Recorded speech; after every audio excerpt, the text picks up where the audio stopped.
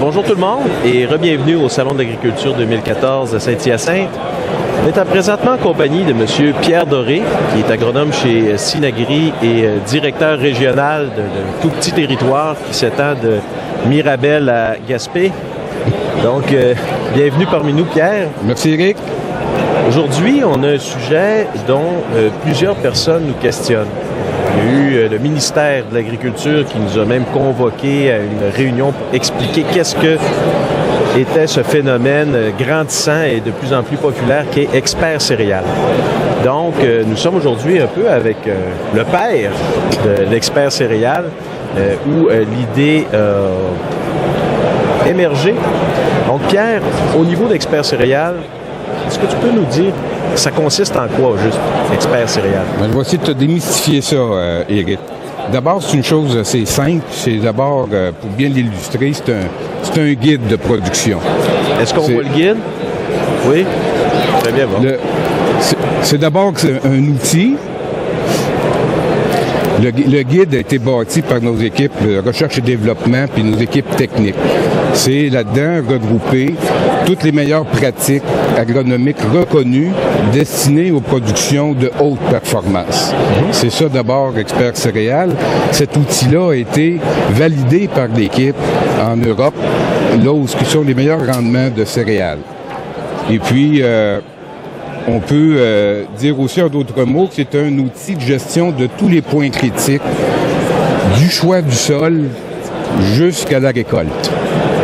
Fait que, mais on ne fait pas seulement que le dire ou l'écrire. Est-ce qu'on m'entend quand même? Oui. On ne fait pas seulement que le dire ou l'écrire. OK. Donc, c'est aussi un grand programme de suivi, puis, excusez-moi. Tu veux t'entendre un peu, là? Alors, comme je disais, on ne fait pas seulement que le dire ou l'écrire. Mais ce qu'on veut, c'est aussi accompagner le producteur et mesurer. Alors, le travail qui est fait durant l'été pour suivre les producteurs et les champs, il y a à peu près, jusqu'à maintenant, depuis 3 ans, 188 champs qui ont été suivis, monitorés et qui nous permettent de produire à chacun des producteurs un rapport individuel.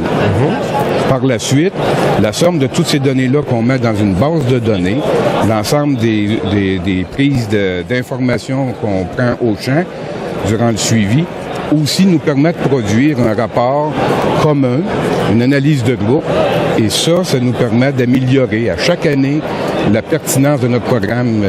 C'est ça, en gros, résumé, le programme Expert Céréales. D'accord. Donc, si je comprends bien, c'est de l'intégration de tout ce qui est connu à ce jour, non seulement c'est pas pour vendre tel type ou tel autre de produit, mais de prendre une culture, en particulier, on parle des céréales. Pourquoi les céréales en passant? Oui, bien, comme tu le dis, avant de te parler du choix des céréales, je voulais quand même mettre l'emphase sur le fait, tu viens de le mentionner, c'est un produit qui intègre beaucoup de facteurs. Et puis ça, je pense que ça en fait un outil de gestion pour le producteur qui vise des hautes performances avec un niveau d'intégration pratiquement jamais vu en agriculture, en tout cas récemment.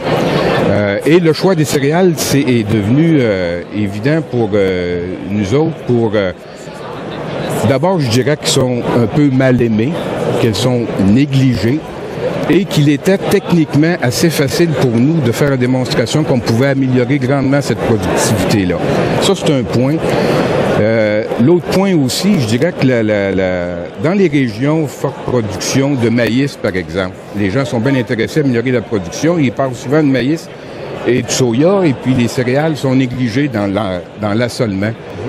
Mais en améliorant la productivité, on pouvait rendre les céréales un petit peu plus sexy pour ces producteurs-là. Et pour améliorer l'ensemble de l'assolement, les céréales devenaient évident que c'était comme le commencement. Réussissons des céréales, vous allez réussir le maïs et le soya. Puis dans les régions à l'est, comme tu connais le lac Saint-Jean puis le Bas-Saint-Laurent, des belles régions laitières avec des sols dont les qualités physiques permettraient de bonnes performances.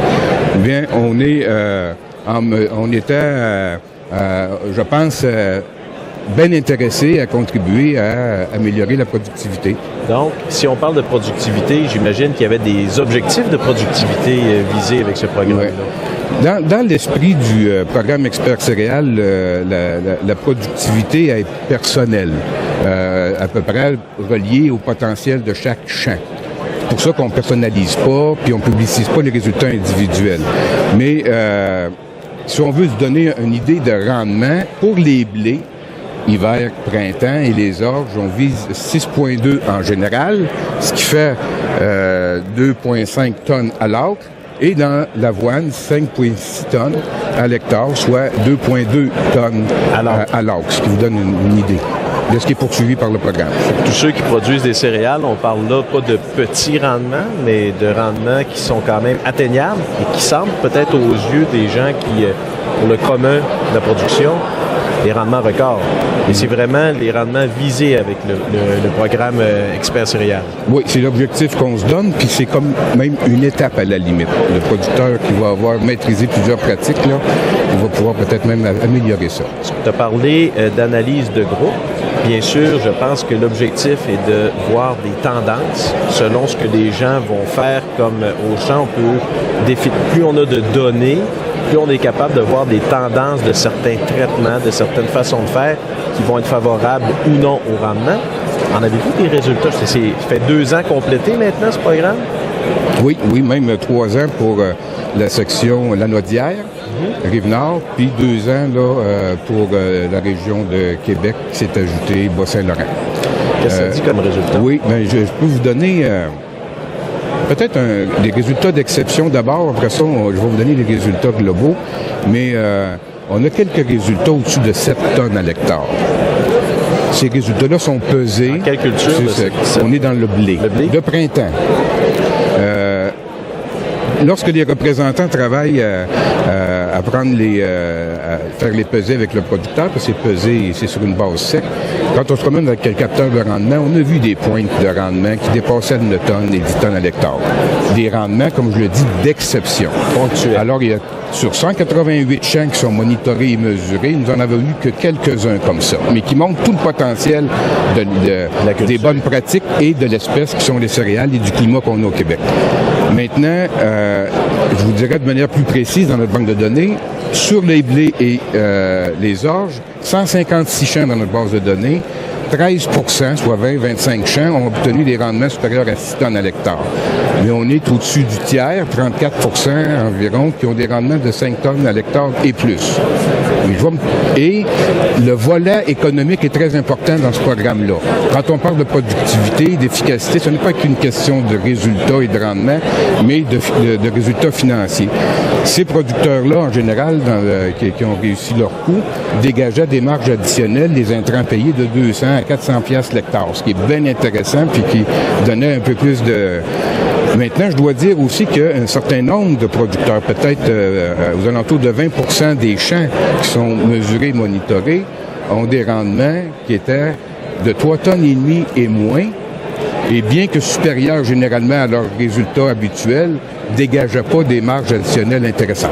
Et ça, pour la crédibilité d'un programme, c'est important parce qu'on veut souvent donner les pointes, les résultats, les records qu'on a eus. Mais il faut aussi être conscient que c'est pas 100% du temps du 9 tonnes à l'hectare.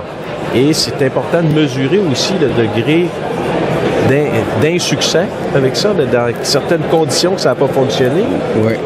Oui, puis l'insuccès est relatif parce que les raisons, on les connaît, l'histoire du résultat est écrite dans les bases de données du producteur et un bel adage que le producteur devrait comprendre, c'est qu'il ne se trompe pas 2 fois. La deuxième année, il s'améliore. Mais il y a une bonne raison aussi de s'intéresser à se mettre en mode d'amélioration de la productivité. C'est qu'à 3 tonnes, ou 3 tonnes conventionnelles, ou 3 tonnes et demie produits avec des mesures plus intensives puis des dépenses en intrants plus importantes, ça demeure pas rentable.